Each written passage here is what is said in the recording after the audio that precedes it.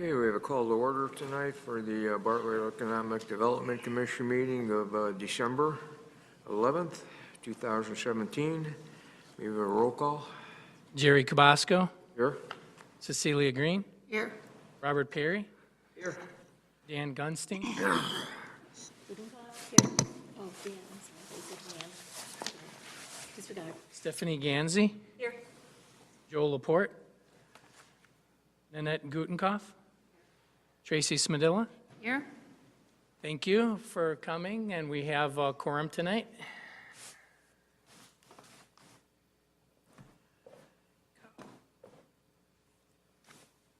Okay, next agenda item would be the approval of the previous meeting minutes for November 13th, 2017.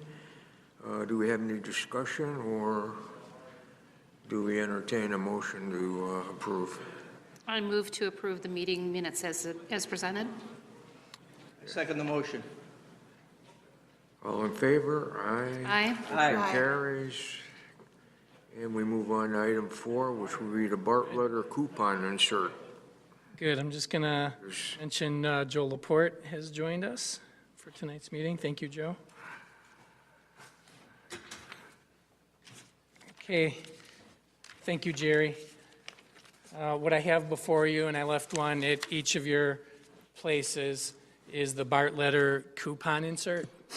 And this is actually a program that I'm looking at Chairman Cabasco and Cecilia Green, and 9 years ago on the EDC, we were contemplating various ways to help promote local businesses during some of the harshest time of the recession.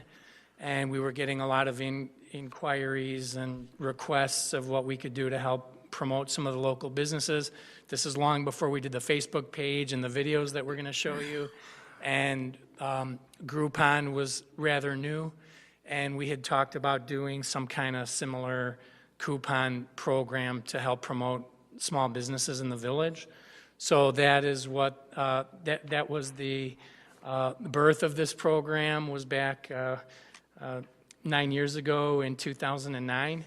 It was well received. We got a lot of compliments, a lot of businesses that may have seen the letter or the email but discarded it when they saw it in full color. They were interested in participating. Over the years, we've had a lot of different businesses. I mean, there's 52 in it this year. This is the 9th year. We've never had the same ones. There's new ones in here. The two that I can recall being in every single insert are Banbury Fair and Bannerman's, and they're both in here this year. So I know those of you who've been on the EDC have heard me say this before, but it's a nice cross-section of businesses. I'm not going to read out all 52. I do want to point it out because I spent, as Scott can attest to, at least 2 full days worth of time working on this, just emailing back and forth and answering questions and helping people with their logos and stuff like that. So what you see here is you see retailers, you see a place like Spin Doctors that's been in here a bunch of times, the new dollar store, stuff like that, Closet Boutique. You see a lot of restaurants looking through it. You see McMay's, Pasta Mia, Marco's, Two Toots, Bannerman's, O'Hare's, Subway, and you see a lot of service providers as well, maid service, a few realtors, a few accountants, self-storage, stuff like that. So just wanted to bring that to your attention because a lot of work goes behind this, and you know, it's a nice feature that we've been doing every December.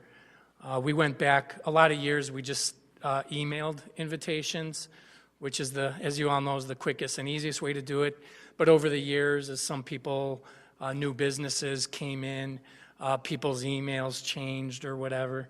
So we went back to the old-fashioned U.S. Postal Service to invite businesses this year. Quite a few did contact me after the deadline. I did squeeze a few of them in. But there's others I should mention. We always have to have a deadline to send this to the printer, and there's only so far we can stretch it. So That being said, I have, you'll all get it in the mail, in the newsletter, if you haven't received it already. There's an extra copy for you to share with somebody. And again, it's just something that I ask you as commissioners to mention to your neighbors, your friends, your relatives. There might be some business in there that you've never tried, maybe a few that you didn't know were there. I want to point out that Pasta Mia, for the second year in a row, is offering a free pizza and 2 glasses of wine, which I always tell them that's the most generous coupon we've had offered. I used it last year and also bought some additional food, but he said he got a real lot of new people in through that one. Banbury Fair also, like I said, they're a staple in this. They get at least 100 per year. There's a lot of people like myself who will get at least one gift every December at Banbury Fair for somebody using this. So just wanted to bring it to your attention. We're still doing this program, and if you have any questions or comments on it. Is there a charge for them to do this? Oh, you know what? I'll put that in my report next year. There's no charge. A lot of them ask me that right away. The new ones always ask me if there's a charge. And you said you sent out an email. Do you send it to all the businesses in town, or do you just select some? No, this year we didn't do the email. We did I was saying the postal service. Did it go to all the businesses? Yeah, it goes to businesses that hold a business license. So if they don't renew their license, for whatever reason, some of them don't get it. You see we have a lot of industrial businesses, and we actually have had Auto Truck participate before because they do have a small retail outlet, but you'll see it's the businesses open to the public, but we do send it out to everybody. How many businesses does that, or how many businesses are actually sent the invitation to participate? Well, it's grown Again, while I understand that it varies, but I'm just trying to gauge, about 340, Okay. 350 or so. We Okay. get a pretty good, okay. so anywhere like about from 50 to 15% 80 usually do it. Yeah. Okay. And when are they communicated with? I'm sorry? When are they invited? What's the time frame on that? I mean, I don't remember the exact date, but a letter goes out in late October or mid-October, and it gives them about 2 to 3 weeks. I know the chamber blasts it out for us as well. Great. So they have a few weeks. Great. Some of them, yes, I do remind, because I know there's a core 20 of them or so that are in it every year, and if, just for instance, if I don't hear back from Pasta Mia or Two Toots, I'll call them. Sure. So there's a couple of comments that I have on the coupons. And one, I want to say that they are great, and I can tell you that our family has used them since we started getting these. I'm having trouble with this again, so do you mind if I turn this one off? There's a, this one seems to have trouble. The point that I was going to make is that I think it's encouraging that the merchants actually extend the coupon through January. That would encourage people to continue to shop locally again, even after the holidays, when there might be a little bit of retail fatigue. But I would ask, or ask your staff to consider sending that invitation out earlier than October, and perhaps even getting this circular out prior to the Shop Small Saturday. I think it creates an opportunity for people to start thinking about our retailers, and again, for the Shop Small Saturday, maybe if they had the names of some of these retailers in front of them, they might consider, a gift certificate to the jump around place, or maybe hosting a holiday party at Pasta Mia or one of the other local stores. That would entail moving it to a different newsletter, because you recall it comes out every other month. So this one comes out the first week of December. We've always just done it like a holiday thing in the December newsletter, but it could be moved up to the October 1st, and then we would have to change the theme. It wouldn't have the holiday theme necessarily. It'd be more, maybe a shop small theme. Could there be like a digital issue of this that maybe comes out like in November before, and then this would be like the follow-up that they would get in the mail? So like, is there, again, you could like put it on your Facebook, or just have like a PDF of this section? One of the things, it's been brought up before to do that in past years. It would work for some businesses, but not others. For instance, Banbury Fair, I keep coming back to. They're comfortable with giving people a one coupon, but rather than a digital one that they might come back and use a bunch of times. And it's the prerogative of the business. This is just a promotional thing we've been doing in our newsletter over the holidays. So we haven't gone into the realm of, they can go and look at a digital copy of the newsletter, but most of the participants have been using just the paper copies. Maybe a good compromise to that would be to send out a teaser prior to Small Business Saturday. Or for that, and certainly not mailing it. I think, as Stephanie alluded to, the digital edition would be terrific. And again, we want cost containment for marketing efforts like this, again, because we can't measure the actual success of it. There's just nothing tangible that we're getting back from the merchants. But I think it's important that we are providing that opportunity to merchants to bring people in. Perhaps what we do is for the digital copy, perhaps that has a date range on it when a digital coupon would be valid in the merchant stores. But again, that's probably feedback that you'd want back from the merchants as well. So if they had a digital edition, for example, that ran from, let's say, Small Business Saturday through December 1st, and then the print copy was from December 1st to January 31st. But again, I think that would be good. It'd be good to solicit the feedback from the merchants. I do want to say I got an email from American Express, and this is just relative to Small Business Saturday. This year, 108 million people shopped Small Saturday, and that meant actually going into a small business in their own neighborhood to shop. So I thought that was important that we continue the effort to encourage our own neighborhood to shop small. Certainly will. There is, the Bartlett are up digitally, right? That's right. So if someone wanted to access the coupon and print it out, I'm sure everyone would honor that. I imagine that they would.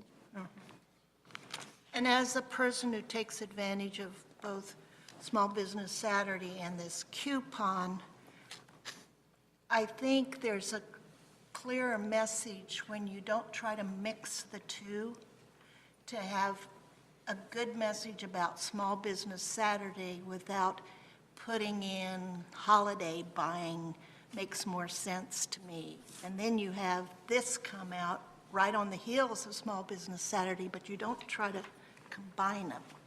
I think it gets a little muddy when you do that. Right. Excuse me. Yeah, we started doing this years before we started participating in Small Business Saturday. And the way we have viewed it as staff is just a kind of a continuation through 2 months, 6th of the year. Most of November, we're pushing Small Business Saturday. Then when December comes along, besides doing the videos that we've been doing that we'll get into next, this is one component of how we've been. And I like those being separate, just as a person who takes advantage of these, because the message is clear for each campaign without trying to, promote the next one. So did these come to our houses already? They should, I was told they should be in your mailboxes today or early this week. They went out, I think, late last week.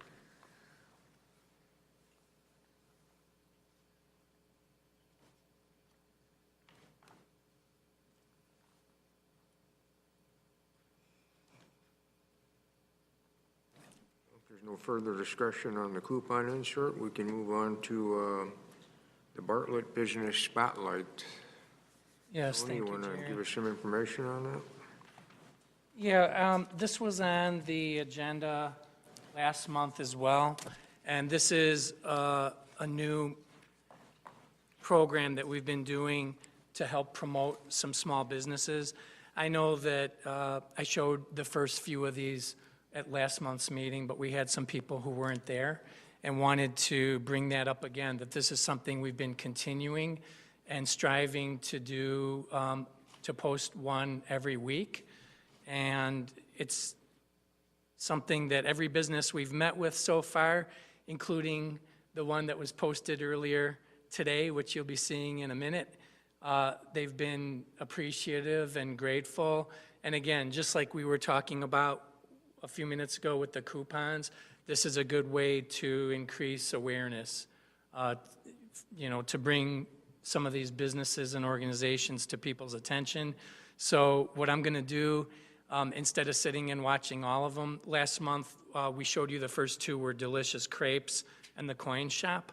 I'm going to start with Arts in Bartlett that was posted earlier today. You can see close to 300 views when I loaded this earlier tonight. But I wanted to point out before we roll through them, you can see that they're getting a good amount of views. Pietanza's almost 2,000. And anyway, you don't want to hear me just talk about the videos. I'm going to show a couple of them. And I should point out that Mr. Joey Dienenberg is our crack editor of these. So we go there and we shoot some of them, and he's able to splice them together and make them look good.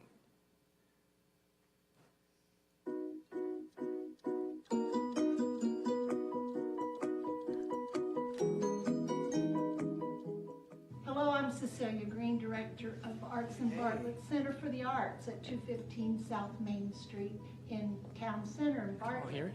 We're 15 years old this year. We're all volunteer organization, but we've been in this beautiful location for 3 years. We have a gallery, as you can see, for artists to sell their work. We have music lessons for kids, piano, voice, violin, viola, cello, woodwinds, piano, and guitar. This is our gallery for local artists, and it changes themes every 3 months. We also have a gallery in Village Hall on the 2nd floor, and it changes every 2 months. We have children's art and music lessons. We have a community room where we have events, and we have a Global Arts Festival in Bartlett Park every June, the last weekend in June. We have a family tree where each family has a leaf on our family tree. We also, during the holidays, have a holiday boutique where local crafters bring in their work. We have jewelry, glass, knitted, doll clothes, all sorts of gift items for the holidays.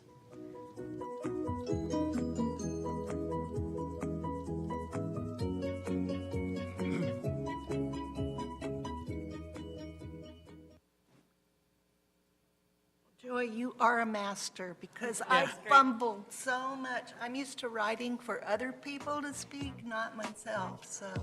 I'm just going to roll straight through 4 of the videos. Hi, I'm Lisa Yarwood, owner and director of Lisa's School of Dance located in Bartlett Plaza. I have been a business owner in the city of Bartlett for 23 years, and we teach ballet, tap, jazz, and hip hop to ages 2 and up. We would love for you to stop by for a trial class or to register for our new sessions beginning in January.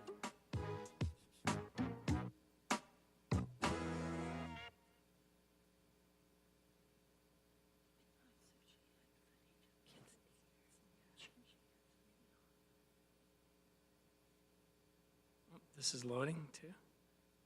They're standing out there right now.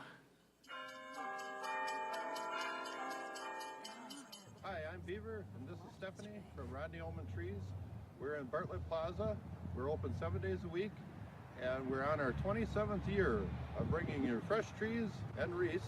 And we hope to see you soon, and happy holidays, Bartlett.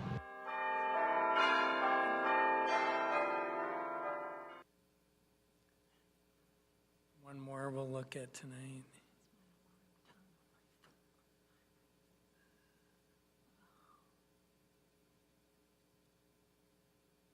Oh, there it is.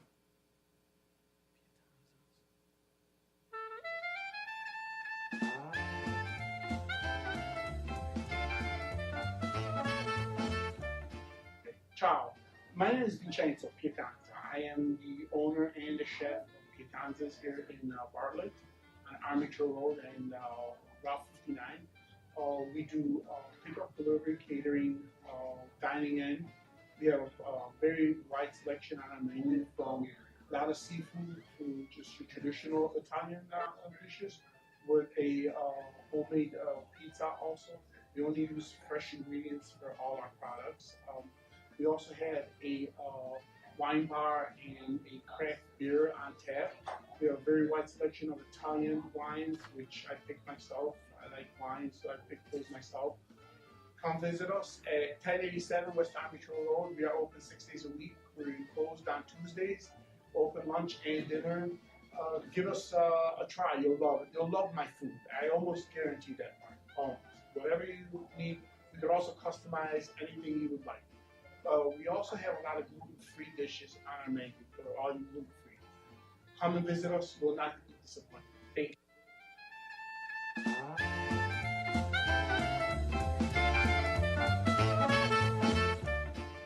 Risotto e frutti di mare. Risotto e frutti di mare with seafood, practically. We use mussels, clams, calamari, and fresh scampi served in a light tomato sauce. Favorite pizza topping? Favorite pizza topping will be fresh basil with fresh tomato, or cherry tomatoes actually, and burrata.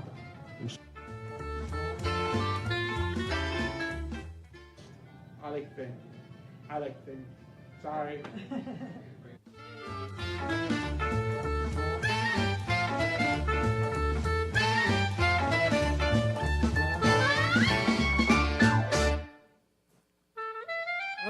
I'm gonna stop this here. So you get the picture, is that we're providing this opportunity also to local businesses to help promote themselves here in the community.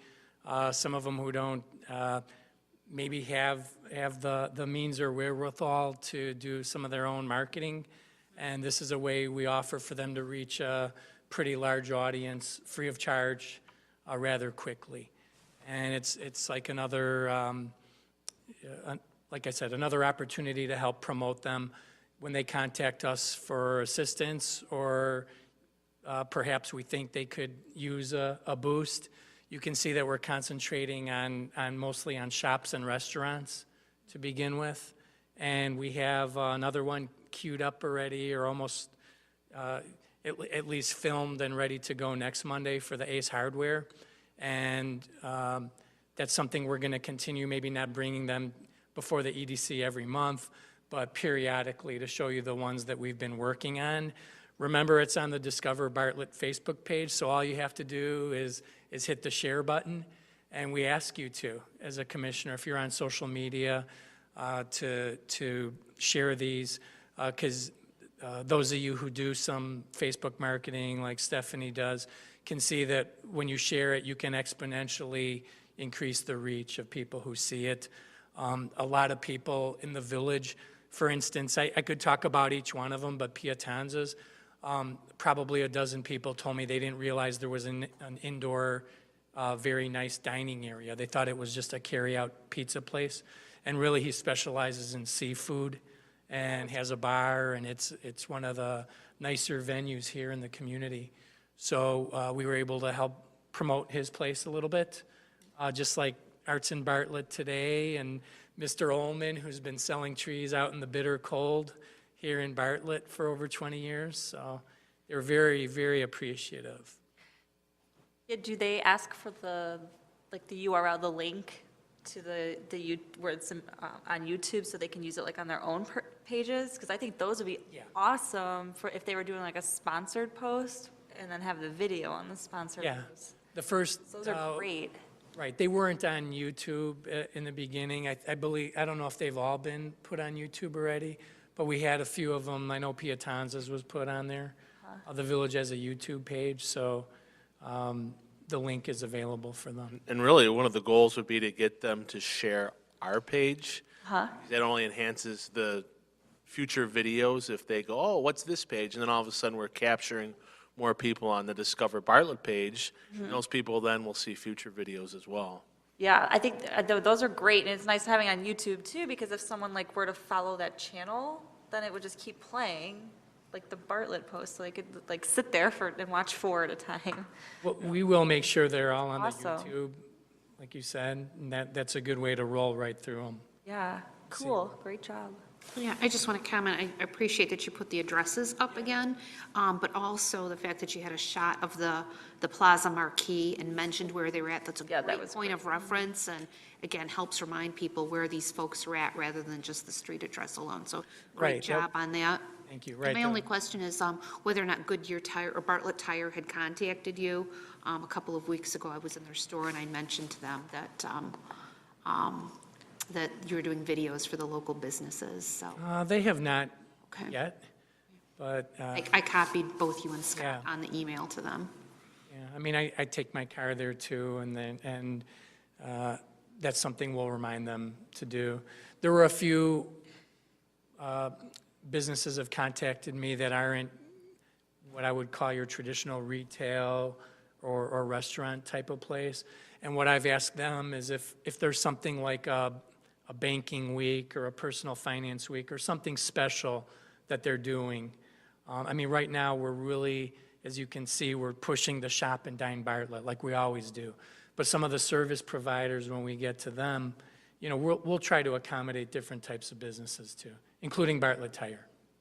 Yeah, That'd be a great, good one. yeah, for retail and service. Thank you.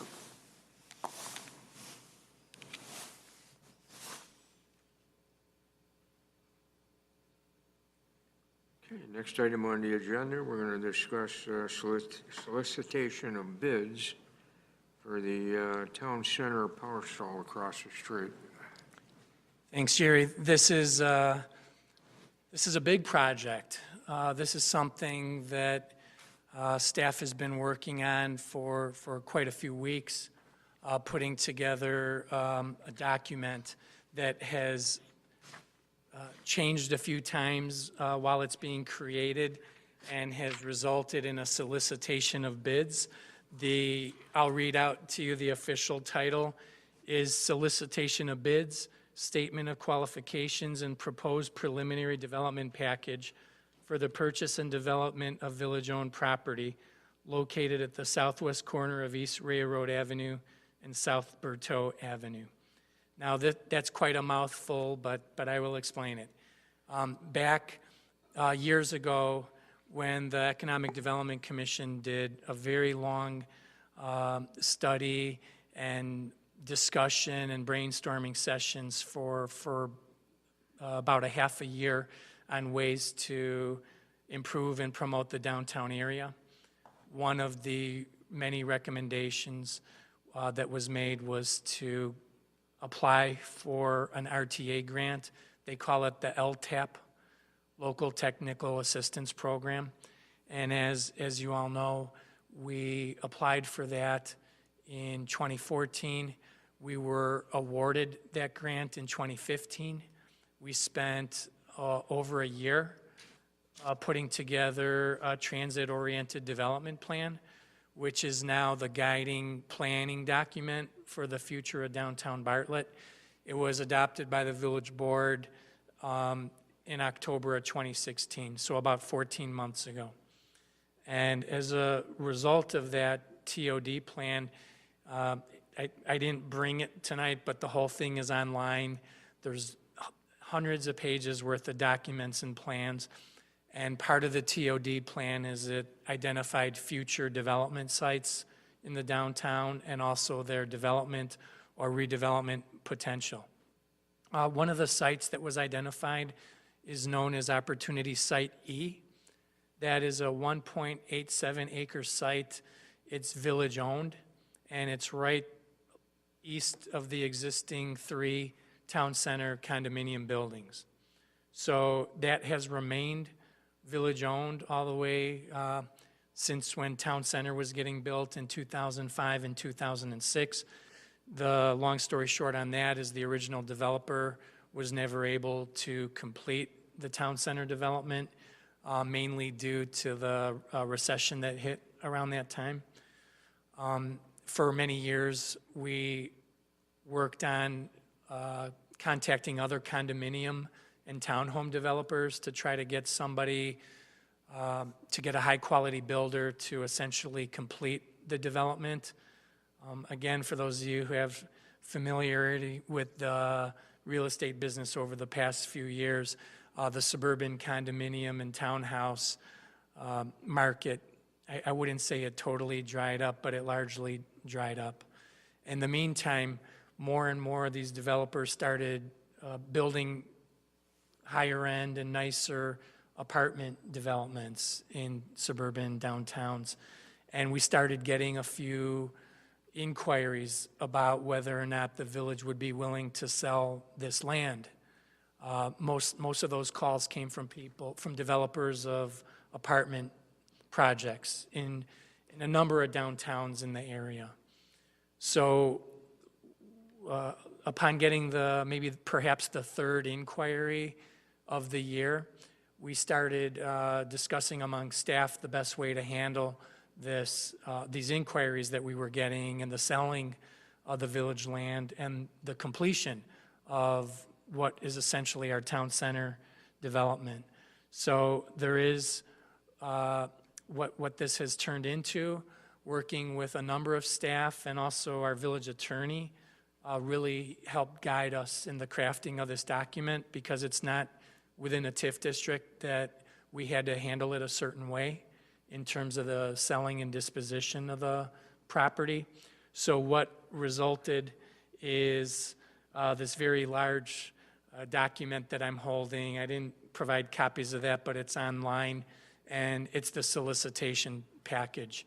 I essentially wrote it by looking up 5 other communities' RFPs they did for land owned by their cities or their villages, and taking the bits and pieces that that I like the best and that look the most applicable to Bartlett. So we ask a lot of the normal things that you would ask. We want to get concepts of what it is they want to do. We're going to ask for a lot of references and examples of projects, similar projects that they've done. One of the things that Brian Mraz crafted, that I started but he perfected, was demanding some financial information from them, which instead of being submitted to me as part of the package, which would therefore open it up to a public review, will be sent to him, to the village attorney, for confidentiality purposes, to basically verify that people who propose building a multi-million-dollar project have the wherewithal to do so. I'm not going to sit here and read the whole RFP, but it includes a lot of sections about the village, the TOD plan, the history of the site, where the utilities are located. It became a much larger document because we just had an appraisal completed on it just a little over a week ago. So we've included the appraisal for the property, which appraises at $825,000. And again, because it's not within a TIF, the village is obligated to not sell it for less than 80% of appraised value. So what we have in this document is a minimum bid price of $660,000. And the very end of the document includes a sales contract where they can basically fill in the blank. Like I said, it's a large project. It's something I haven't mentioned to the EDC previous to tonight, but it's something that's going to go through the entire public process. Like I said, we worked on this document for a number of weeks. It went before the village board committee at its last meeting, just last Tuesday night. And following the discussion of it, they gave the staff the go-ahead. Wednesday morning last week, I sent it out first and foremost to the 3 parties that had inquired on it. We posted it to our website, and I started researching the developers who had done similar projects. I'm going to say in about a dozen communities around here. I can't recall all of them off the top of my head, but I know I contacted Elmhurst and got their list of who they sent their RFP to. South Elgin, Lyle has a big apartment building project going on now in their downtown. Arlington Heights does. Des Plaines, the biggest ones going on are in Des Plaines. So sending this to all of the developers that have done those projects. The due date's not until February 23rd because we're requiring renderings, site plans, stuff like that. We're sending it out right before Christmas. And what I'm going to do on my side of things is kind of hound people every couple weeks with a reminder of the due date. Of course, we want to get good submittals. That's the main thing. We want to have a choice between a few good submittals. And as the schedule was made now, it ultimately, I'm going to say it may come before the EDC. It depends on how the village board wishes to proceed with it. But the proposed schedule has EDC weighing in on it at some point. Would it be the village's hope that that we get submissions from those who might develop this property into mixed use of residential and retail? This solicitation of bids doesn't require any mixed use element to it. It's a more challenging site for mixed use. Not just me, what our staff anticipates is submittals of residential only, just because it's hard enough to lease up the buildings that are right on Main Street, let alone behind 3 condominium buildings. I didn't mention this, there's a lot of details with this project. What this was approved for back for the town center development was 2 buildings of 27 units each. So I've already been asked by a couple people, I know I'm going to get this question a lot, how many units do we want?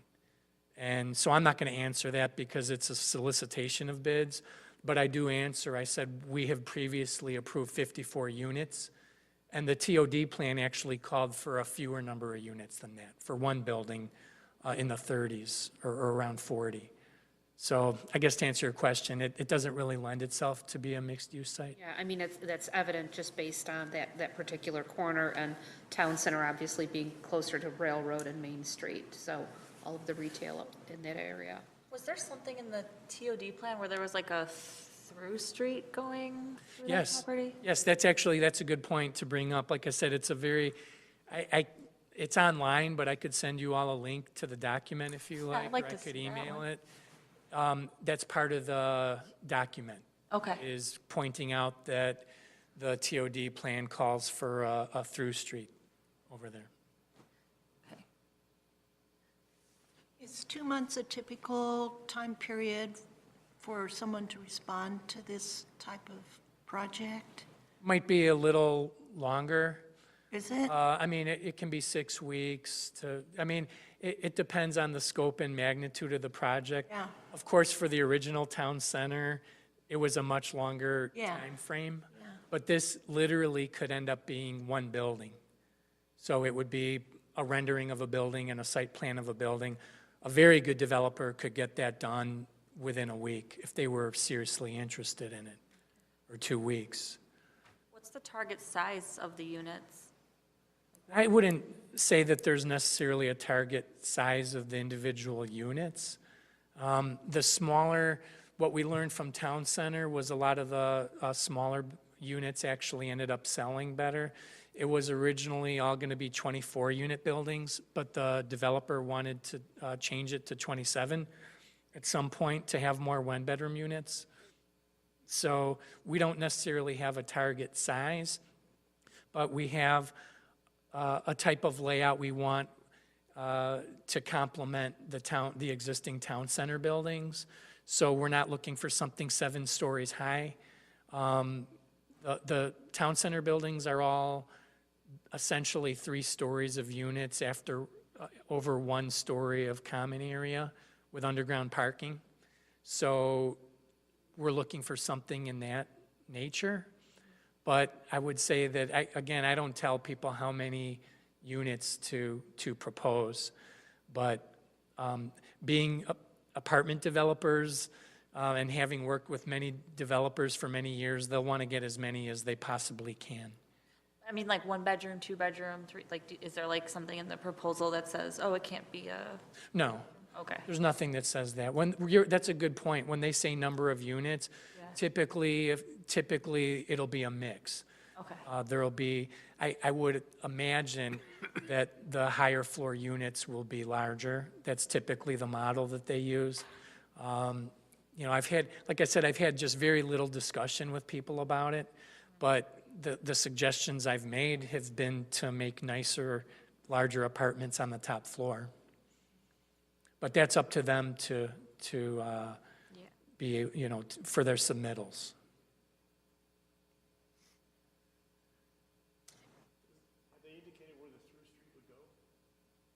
Yeah, it's part of the TOD plan. I'd have to flip through this a little bit, but there's a rendering of it. Essentially, without looking it up, it goes north and south. It would be a connection towards Bartlett Plaza.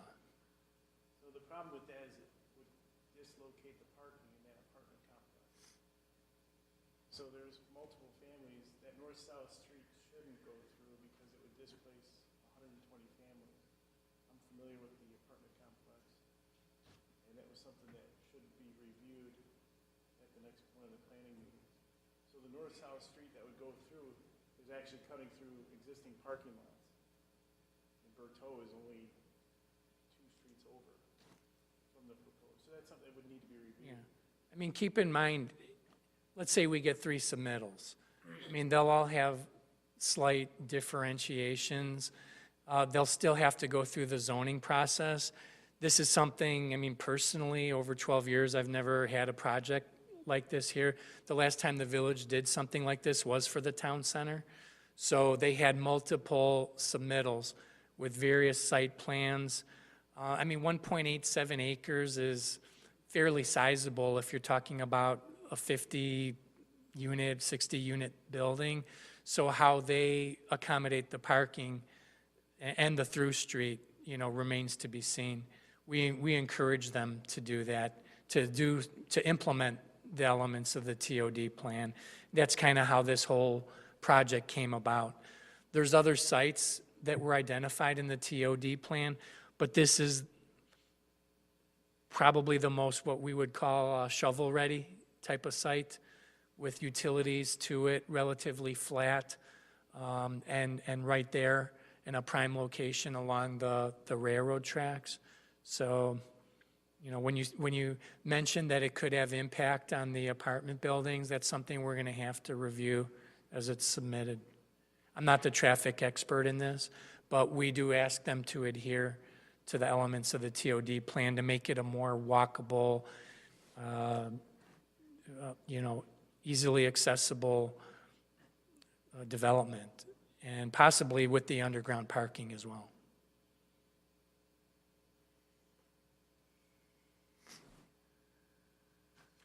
I should mention, we'll keep you in the loop too. But remember, the due date is until late February on this. And they'll have to go through the process just like any other developer. I mean, if our board looks at a plan and they see a displacement of a large number of families that can't be accommodated, I can't imagine they would take that very lightly. So the process, they'll have to go through, through a process.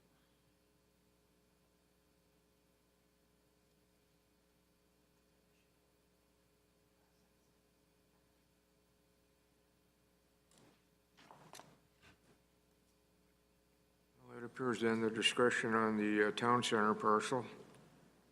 Next item would be new business, Tony? I only have one item tonight under new business, but we wanted to mention that several months ago, when we presented the village-owned site and hiring Sperry Van Ness to market a village-owned site, and I do want to mention they've put the sign up there. They've been marketing the site, and I've spoken with one of the brokers even today about some prospects for it. One of the recommendations the EDC made was to annex the property to make it wholly within the village, because I had mentioned to you there were about 5 acres right on the hard corner of 59 and Lake Street on the southwest corner that was still unincorporated. And it's my understanding that that annexation process has been commenced through Community Development Department. I'm not positive that it's on the next village board meeting agenda, but that's my understanding, is it's upcoming before the village board. The village has owned that property for a long time. We wish to sell it as a complete village-owned property annexed into the village, so the purchaser would not have to go through the annexation. That's my only new business for tonight that I wanted to mention. I want to mention one more, that Ambrosia Restaurant has opened, the former Smoke and Barbecue Pit. I forgot to mention that because we're going to be working on a video promoting it this week. But under new businesses that have opened, I had my lunch there last Friday. It was very, very good. People were finding their way in there, even though they haven't really promoted it very much yet, but they will. And just wanted to mention that Ambrosia's open, so give them a try. We'll have a video up on there promoting them fairly soon. Any update on Amita Health going into the Dominic space? There's no update besides that they've submitted plans. They're under review. I should tell the EDC that this will be a project all of 2018 and into 2019. Great. I can't say exactly when it'll be completed. I know they want to complete it in the spring or early 2019. It's such a large, detailed project, but I don't know if the building permits have been issued yet, but the plans are under review. I took a look at it, and just on a side note, I reviewed it because they are not utilizing the entire space. Like I had mentioned to the EDC over the months, the Dominic's was 65,600 some odd square feet. They're going to be utilizing all of it except for about 8,000 square feet. And there's a business that I've been working with now for about 6 months looking for a location, and had inquired as to whether there would be excess space available in the Amita. So that's what prompted my inquiry into the building plans. I still haven't received feedback from Amita of who's going to handle that and how much will be available, how much. They have bigger things, I think, on their minds than that right now. But long story short, it's going to be construction all year. Well, it's great news to share. At least a year worth. Yeah, it's great news to share with the community so that they realize that, yes, a tenant is going in. Yes, yes. And again, I don't review the building plans, but there were so many offices in there, I couldn't even count. I mean, they're dividing it into at least 100 offices, and MRI and physical therapy, and I mean, all kinds of treatment areas. It's going to be like having a small hospital here in town. Great. Tony, did you get into the cost of renting the 8,000 square feet, but what the owner would be? Not at all. Not at all. We've been dealing on the Amita side for the entire duration of over a year working with them. I've been dealing just with the project manager for the most part, and the project manager is in charge of the entire building project and all the zoning and all the permits and electric and everything, but he doesn't handle the real estate side, and so I haven't gotten into that yet. That's why I inquired about it, because somebody was looking to lease 3,500 square foot minimum of a use that would be pretty compatible with the use. So no, but just putting it out there, I would anticipate it to be one of the higher priced locations in town, probably the highest. You know, right near the biggest, most elaborate build out. Great location. Yeah.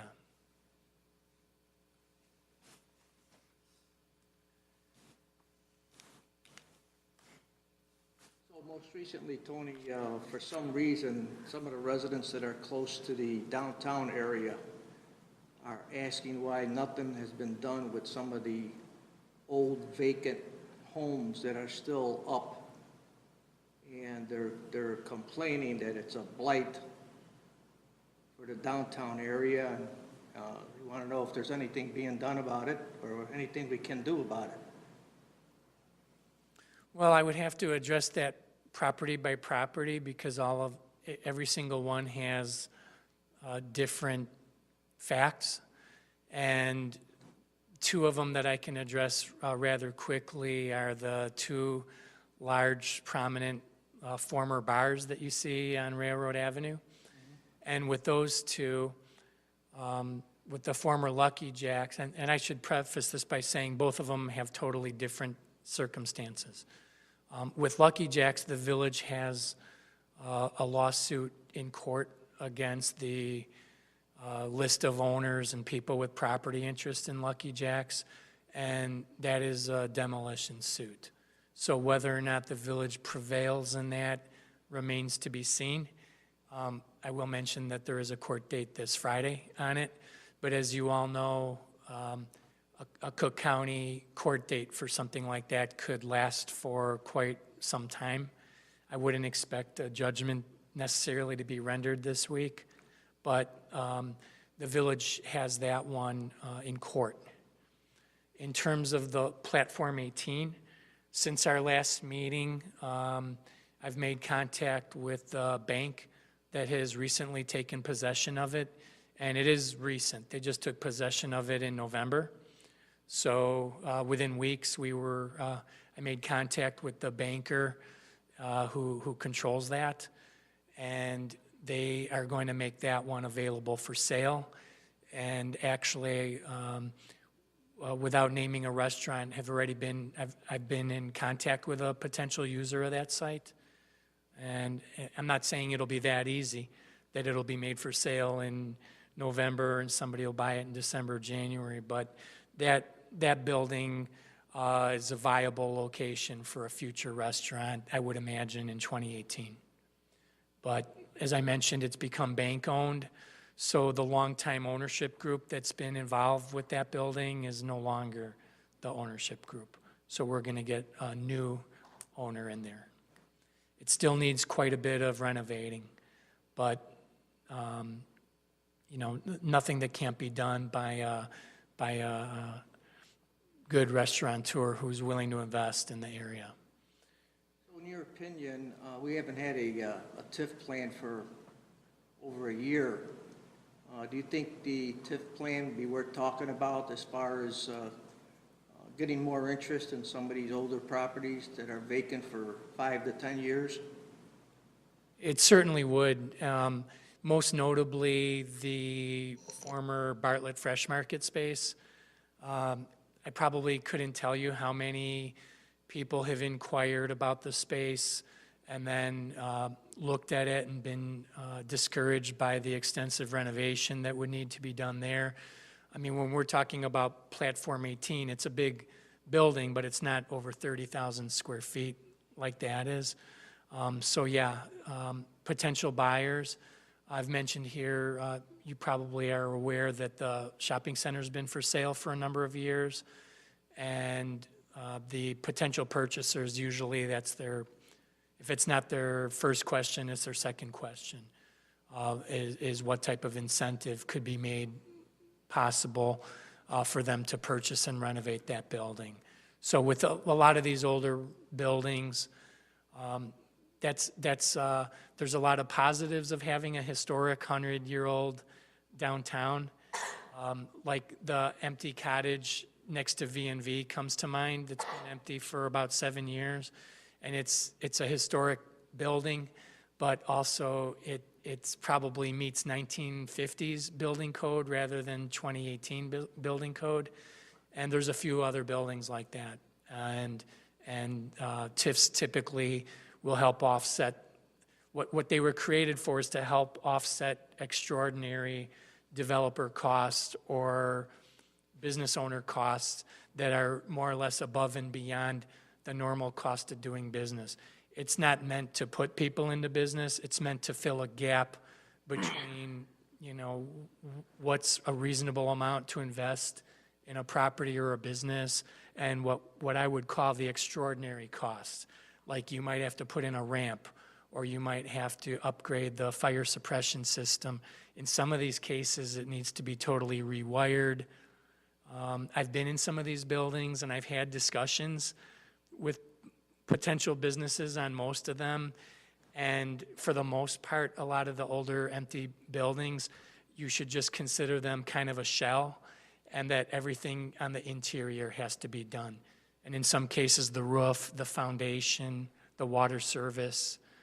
These are some properties that have been vacant for a long time.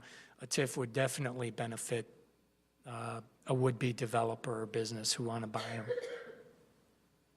So as a point of discussion for next meeting, I'd like to recommend that we put that on the table to discuss, because I think from what you said, there is a big need for it, and evidently it's stopping progress in the downtown area. So I would like to recommend to the rest of the commissioners that we put that point up for discussion next month. I can certainly add that. I haven't started the agenda yet for next month. A lot earlier in the year, we usually do a big kind of economic analysis, but that can easily be done in February because it entails ordering a lot of records. So we could certainly put that on the, I don't see why we couldn't add that to the agenda. If the board wishes to put the TIF discussion on the agenda, then we'll put it on the agenda. If we're going to start a TIF discussion for the village, I mean, I think the TIF discussion should actually encompass then all of the TIFs that we have existing and what their deadlines are and what economic impact has actually been to the village as a result of the TIFs, so that we're not walking into this blindly. I agree with Commissioner Perry that TIFs can be very, very advantageous, but I think we should also have a very clear understanding as a board what the perils are to the taxpayer as well. A point well taken. We can provide that. I put together fairly extensive TIF reports every year. They're just maybe a few months old, but, and I know you're not asking me to do that right now, but we have one of the most successful TIFs in the state, just a few miles west of here. Brewster Creek Business Park is a TIF. The Bluff City area, like the Blue Heron Business Park that we toured, also is a TIF. And we also hope to tell you about some new businesses coming in there in the next few months. And so those have been very successful. And on the other end of the spectrum, we have a completely undeveloped TIF at 59 and Lake, due to a lot of different factors, but you know, it hasn't been developed, and that TIF was adopted in 2004. So 13 years with no development. That's not, you use the word peril, that's not a very perilous situation because there wasn't a lot, there's really nothing there still. But the main peril of a TIF is that it doesn't develop, that values continue to decline. And if there aren't projects and the EAV of a TIF, I mean, I've worked on TIFs now for 17 years. I could talk about them all day. But the peril of it is if the equalized assessed value lowers after you do the TIF, because then there's a gap created. And that has happened in some communities, but the communities where that happened, the most famous one around here is Lake Zurich, and that they happen to have adopted a TIF right before the recession hit. So their downtown continued to lose value year after year, and no new development came. Well, it seems like in Bartlett specifically, the areas where we've had the most difficulty with our TIFs or the lack of development in spite of the TIF, they all happen to fall in Cook County. That's a very good point. And I would hope that if we're going to entertain the discussion of any TIF moving forward in Cook County, that we have some response from either the Cook County Board of Review or perhaps our own Cook County Commissioner to address the tax situation in Cook County. I think that's the kindest thing we could do for all of the businesses in Cook County. I mean, there's a big disparity in county taxes, as you all know, with not only property taxes, but sales tax as well.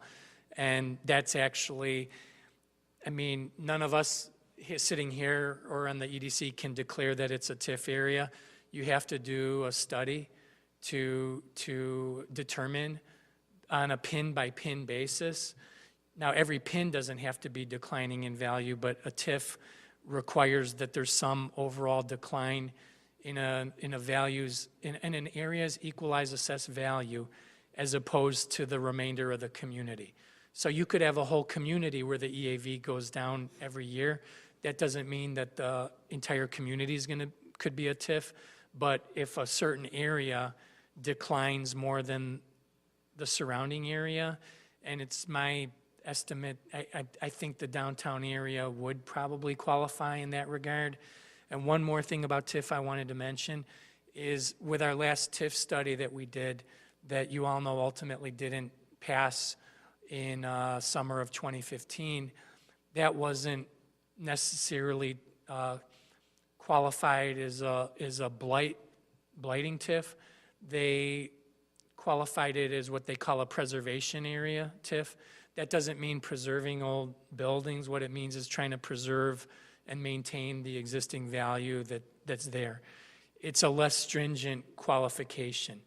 And Bartlett, we would still qualify the same now as we did then, because part of the qualification is 50% or more of buildings within a given area are 35 years or older. Well, as you all know, besides Dr. Ackerman's new building that hasn't started, that's about to start, every building in the downtown is 3 years older than it was last time it was voted. And most of them are in worse shape now than they were a few years ago. So, like I said, I looked at the TIF a lot back then. I worked on it for extensively.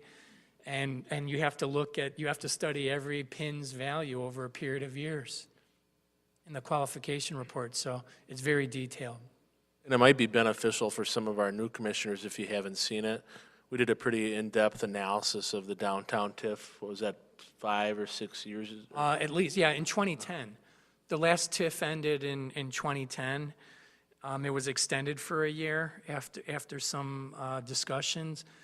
And we have a TIF closing report that really, when people say that the TIF didn't accomplish a lot, I mean, at the very least, you can say it took obsolete industrial buildings that had contamination, acquired those properties, demolished them, had them cleaned with EPA grants, did an RFP similar to this one, but much bigger in scope. And that's how the whole town center exists, is through a TIF project. The EDC, for those of you who've been on the EDC for a while, remember we used to review TIF rebates. We would issue 30% rebates based on people doing property improvements of up to $100,000. The EDC would review it thoroughly. I would do a staff report, and we would look at, you know, what they were doing to their building to help improve it and whether it was eligible. So thanks for bringing that up, Scott. It's a report I could easily send to everybody tomorrow morning if you want to see it. I'll send it. I'd like to say that the village is doing an excellent job on the commercial industrial side. But if you ask the average citizen in Bartlett how the village is doing, their perception is, because they keep going down to the downtown center to shop, to eat, and they don't see anything getting done. So their perception is we're a do-nothing village because we can't get anything done downtown. And I think the most important thing we can do is revitalize the village by doing something downtown, where the perception from the citizens wouldn't be what it is. The same people go downtown every day, twice a day, nothing's changed. So, I mean, their perception is right. When it comes in their to eyes, nothing's being done, but, I mean, the village is doing a good job on the other end as far as commercial, industrial, excellent. But sort of ignoring the downtown area. Well, I mean, when you talk about those two older buildings that are dilapidated, being vacant for a long period of time, that's certainly, we can all acknowledge that that perception would exist over there. Especially with Lucky Jack's being one of the first buildings that you see when you drive into downtown from the west. And then by the same token, when you come to Bartlett Plaza, you can't help but notice a big empty box for the last 7 or 8 years. So it's kind of like bookends of the downtown with persistent long-term vacancies, and we acknowledge that. And that's the kind of thing, when you ask if a TIF can be beneficial, when a developer calls me or a business, and that's one of the first things they ask me, is if there's a TIF, and I explain to them, well, we don't have one. There's various Cook County property tax programs, but they're after the fact. If you come in and you rehab a property and significantly upgrade it, then on the back end, you can do some property tax savings. But in terms of giving a TIF incentive, I mean, that's something we don't have currently. So, I mean, your point's well taken by staff here, that something needs to be done. As we fill the Dominics, then the focus returns to all these long-term vacant spaces in our downtown. And we all want to be proud of our downtown. We all want it to be a place that you want to go to and bring your friends and your family to. I always, argue on behalf of downtown with residents and say, well, there's a lot of good restaurants in our downtown. Banbury Fair is on their 35th year. But that argument can fall flat sometimes when people say, well, what about the empty Bartlett Fresh Market space for 8 years falling apart, and what about Lucky Jack's? Well, it's our hope that Lucky Jack's gets demolished, but that's a process that we have to go through. I can assure you that the people who have an ownership stake in it don't agree with that wholeheartedly. So, I mean, that's a process we have to go through, due process with that. Yes, I think part of developing and growing in the village is getting properties from a vacant point to a use point, getting tenants in there, or getting it knocked down, starting over. I mean, there's a lot of ways you can attack the problems. They're not big problems, but I just don't think that the village is putting it on the front burner. Well, that's something we can add to Scott can bring up in staff, and we can see if that's something we can add to our agenda. I mean, as an Economic Development Commission, it certainly is worth discussion. We've looked at downtown every which way, that we could look at it to do whatever we can to promote it. But when it boils down to it, the most persistent vacant properties need a financial shot in the arm. All the marketing in the world won't make some of these sites attractive to a developer if there's no financial incentive involved. I would agree with how the downtown is perceived by citizens. I agree with that. But from a business point of view, how many plates of spaghetti, hot cups of coffee do you have to sell to pay the taxes, to pay the real estate? I mean, Lionhead, what happened there? That's virtually no inventory. He's cutting hair. High real estate, high rent. We have to be realistic. For a small mom and pop to open up anything in the downtown area is going to be very expensive. Cook County taxes, real estate. Now we're talking about bulldozing and putting up a new building. That's going to be all 2018 costs. The only reason Gorski's Plaza still survives is because he's on 1977 cost basis. The building's been paid for years. He could charge $1 rent. It's not costing him anything. It's just the taxes. You got to look at the full business. It's not that we're doing anything wrong as a village. Just the upstart to start a business in downtown Bartlett is crazy. Yeah. So a mom and pop can't do it. You need a Starbucks or you need a national franchise or somebody where they've got stockholder money to open something up. Well, And then does the village of Bartlett, do the people patronize it? Go to any of these restaurants after 8 o'clock at night. they need business all day long to survive. It can't just be a $3 beer between 6 and, 4 and 6 on Monday through Thursday. You know, and we've addressed that as a commission in previous discussions, and I think it was just prior to the vote on the TIF, we had many business owners that came in, and I'll comment on the gentleman that owns the Bartlett Coin Shop. The real estate taxes for his property are in excess of $30,000 a year. So it does make it difficult for a mom and pop. And you raise another good point in that everybody wants to have the quaint ice cream shop, but that's a heck of a lot of scoops of ice cream to sell in order to cover the Cook County property taxes. So I'm going to go back to my comment again, in that if the village is going to do anything for the businesses in the downtown, which are wholly within Cook County, I think we really demand a discussion with Cook County to redress the issue of commercial property taxes in Cook County. That's the number one complaint of any Cook County, either homeowner or property owner. It's the Cook County taxes. When you say that, Commissioner Smadilla, what exactly would you like us to tell Cook County? I mean, we'd be happy to call them, but when you say address the tax issue, what specific? I think that there are government officials that we should be reaching out to.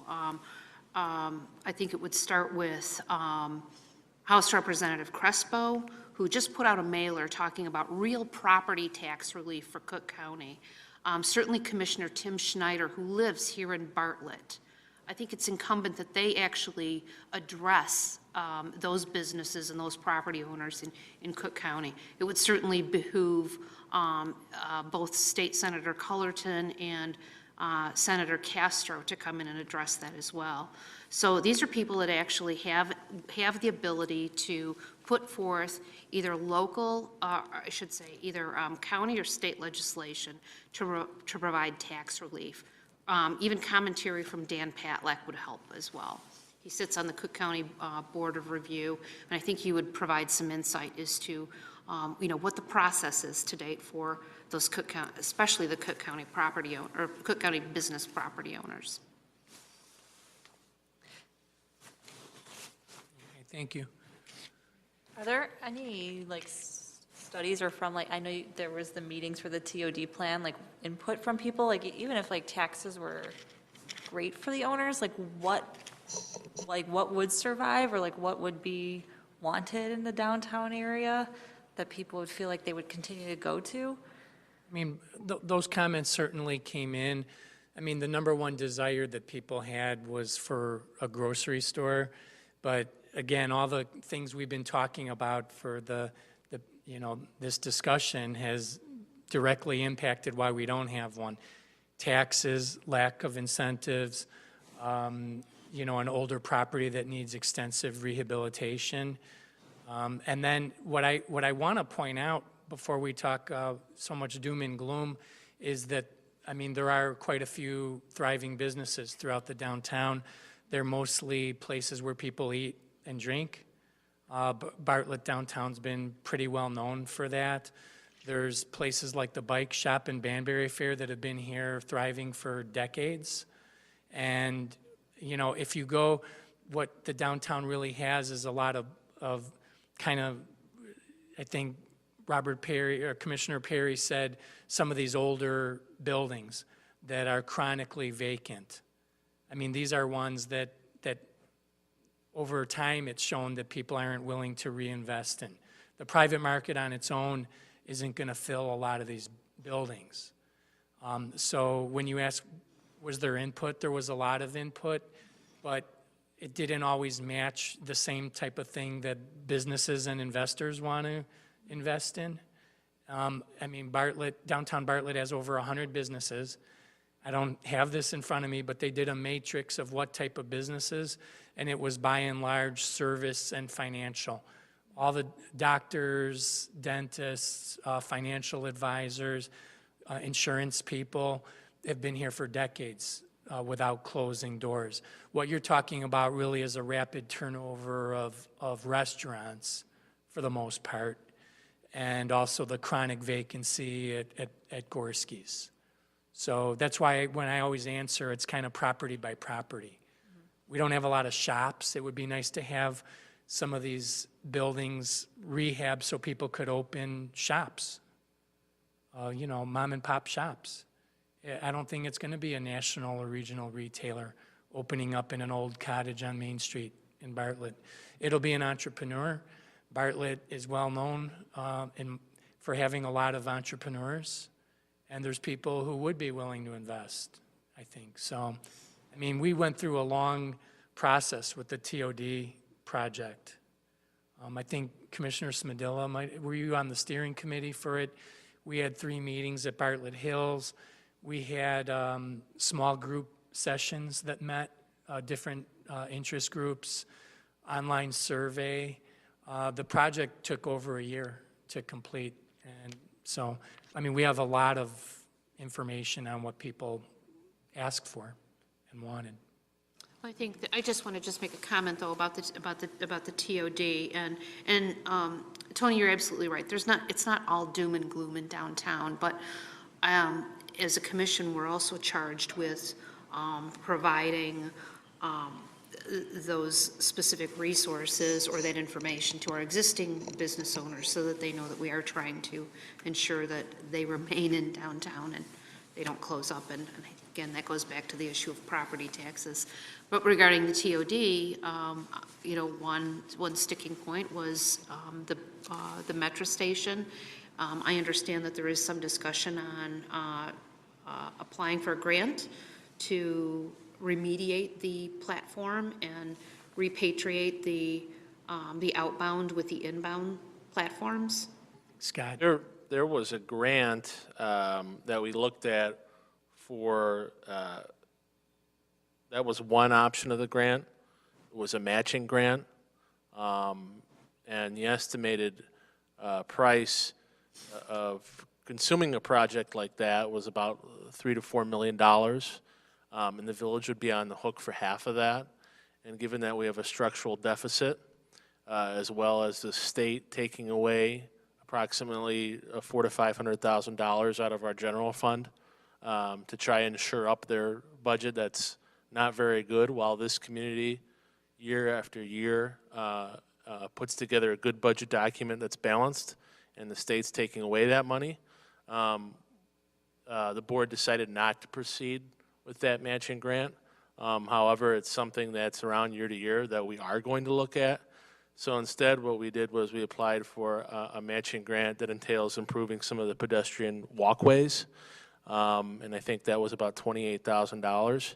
And we can actually reapply to another grant that would pay that portion of it as well. So currently, there is no grant for addressing the split platform. But it is something that we'll continue to look at with the board per their request. Yeah. I think that we do keep it on the horizon in that the feedback that we've received regarding downtown and the lack of people just staying downtown has to do with that split platform. So I'm glad that we're going to keep that on the horizon, and I'm also encouraged by the fact that the new estimate for remediation is $3 to $4 million, because I do remember in a TOD meeting that Metro thought it would be closer to $8 million. So I look at that as a win.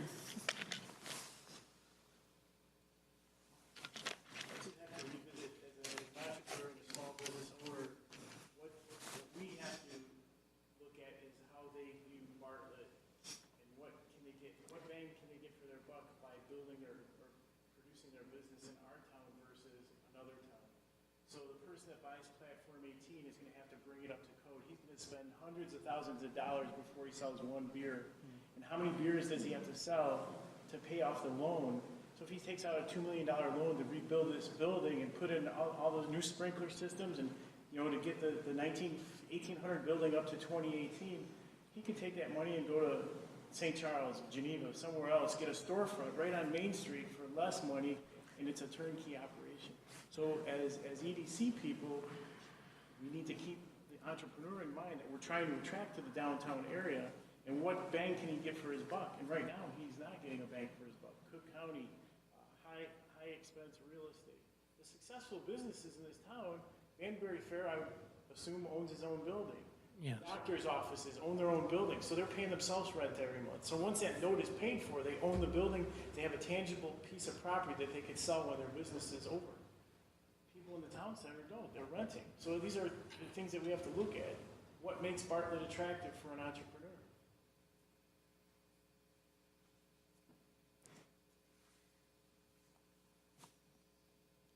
I can tell you, for being in real estate for a long time, I won't say how long, very long time, we get phone calls, and there's a property that's either for rent or for sale, and the first question they'll ask you, is it in Cook County? And if you say yes, they don't want to talk to you about it. Want something in DuPage, Lake, Kane, anything but Cook County. So, you're right, Cook County is at a disadvantage. Anybody that's doing business in Cook County is at a disadvantage. But, you know, there's a lot of businesses in downtown that are doing well, and they're paying their taxes. So it's more about the entrepreneur and what he can produce, even though he may be at a disadvantage. But if he has something to provide that he feels is either different or better, he probably could do well. It all depends on the individual. But answer to your question, I think yes. Anybody that does business in Cook County is at a disadvantage. Sure. We've heard that quite a bit. Also with businesses that look at some of our Cook County locations in our downtown and don't realize that it's in Cook County. I feel like, you know, when I bring that up, I kind of cringe, or they may ask what county it's in. It's been a reality of the struggles of our downtown here for years. The stark difference between the county property tax structures. And even, I have to keep reminding myself too, that also the sales tax is typically about 2% higher. And then for a while there was a beverage tax lumped on top of that, but that's been repealed. So it gives Cook County business owners the feeling that, especially when DuPage is within their eyesight, that it is unfair to some extent for them. Maybe So a discussion with our local representatives. Yeah. And why should we provide a TIF? And we're doing our share, but Cook County's just gonna suck it all up anyway. So here, we're putting our best foot forward. We're trying to help these entrepreneurs out. We're gonna talk about TIFs and set up TIFs, yet Cook County's still gonna stick it to them. But it's not, I mean, the property tax is a factor, it's not the only factor. I mean, we're talking about buildings where people most likely would be willing to reinvest in it, to, like Commissioner Perry said, to have a product or a service that would be well received in Bartlett, for instance, a bakery. But when you look at the costs of investment and you talk about how many donuts or muffins or cups of coffee you would have to sell to make up for a $300,000 or $400,000 investment to upgrade a property, if you own it, that's, you know, that maybe that's a different scenario. But I think that's one of the things that a TIF could address. There are people there, I mean, even though there's a stark difference in county, within Bartlett, there's still a lot of successful downtowns in Cook County communities. It's just more challenging when you're on the edge. When a shopper can pick who wants to buy a certain product, can drive a mile to the Jewel to get it for less. Or if they're commuting somewhere, go somewhere into Kane County for less. So it's been a challenge, it's been a challenge for many years in downtown Bartlett.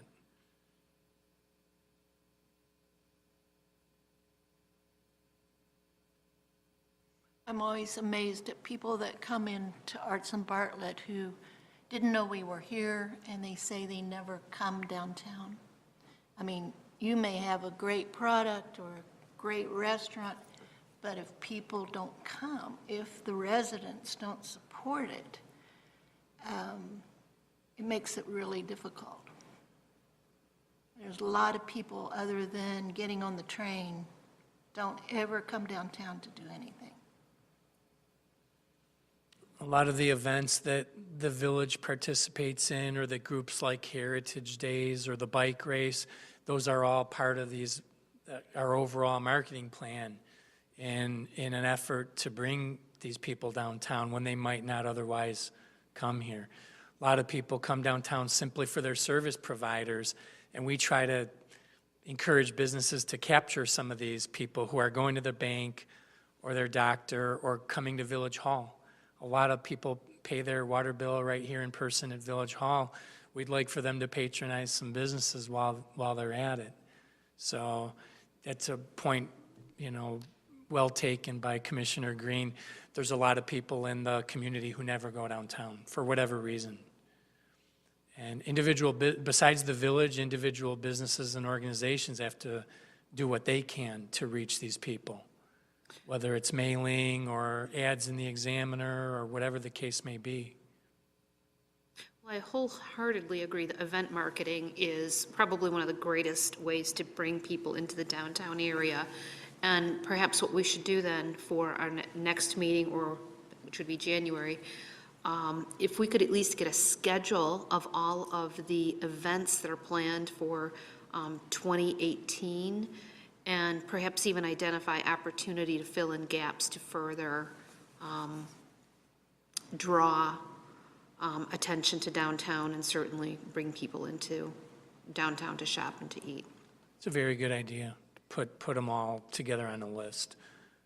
Thank you. For marketing purposes.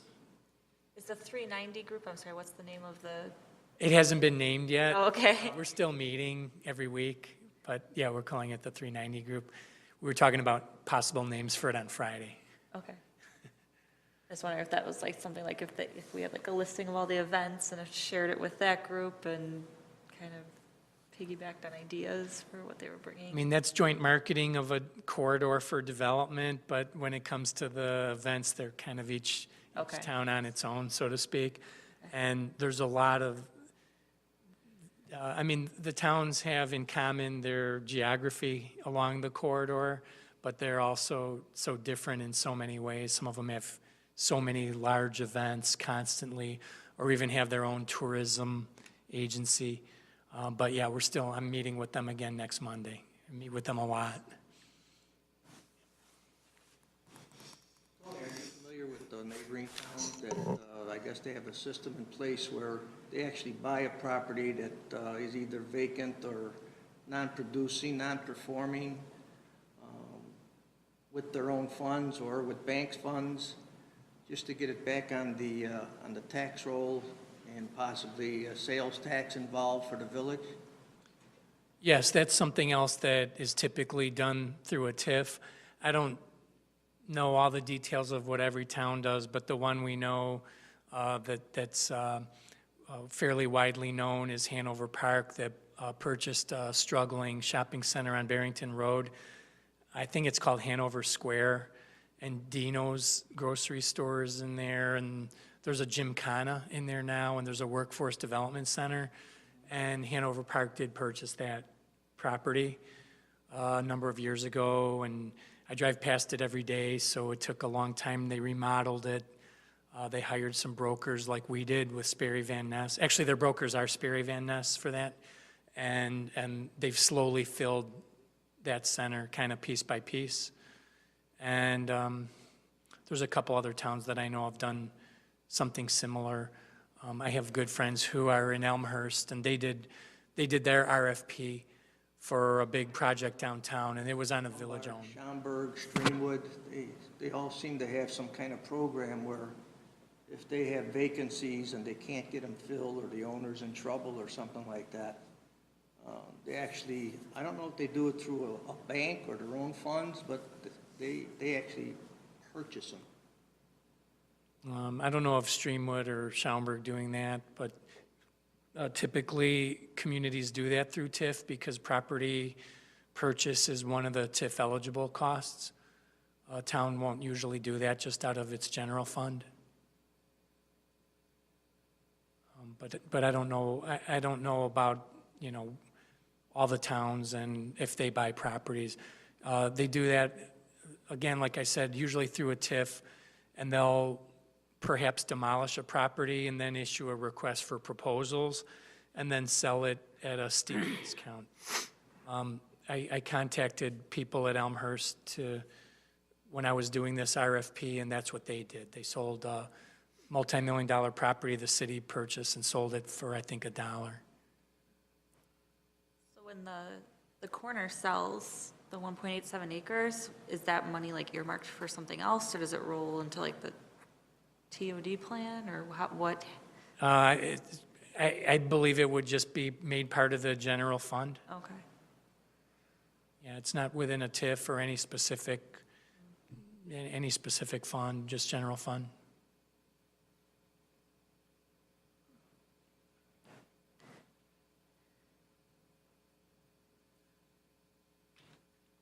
Okay, well, Well, on the lighter side, that was a spirited discussion. Yes. I was looking at the calendar, and where it says we meet, they have EDC at 7 o'clock. Now, it's my perception from the people that I've told that I'm on the EDC, their first question is, what's that? So I believe, other than the people who work for the village or people who are on some kind of programs with the village, the average citizen in Bartlett, I don't think they know what the EDC is.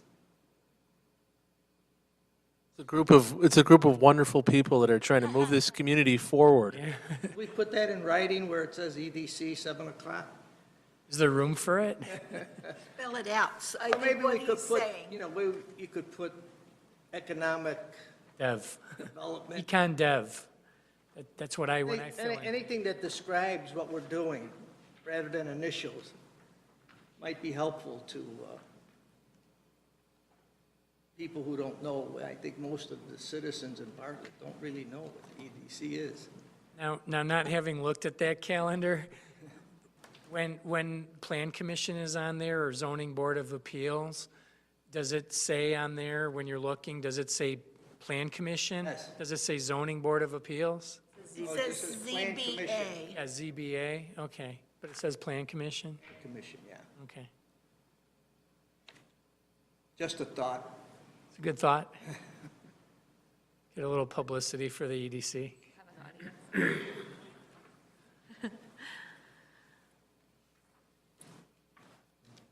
Okay, final agenda item, do we have a motion to adjourn? So moved. Second. A motion to adjourn? All in favor? Aye. Aye. Aye. Motion carries, meeting is adjourned for December. Thank you, sir. Everybody 8:35. have a happy holiday. Happy holidays, Merry Christmas, and a Happy New Year to all concerned here at this meeting. 2018.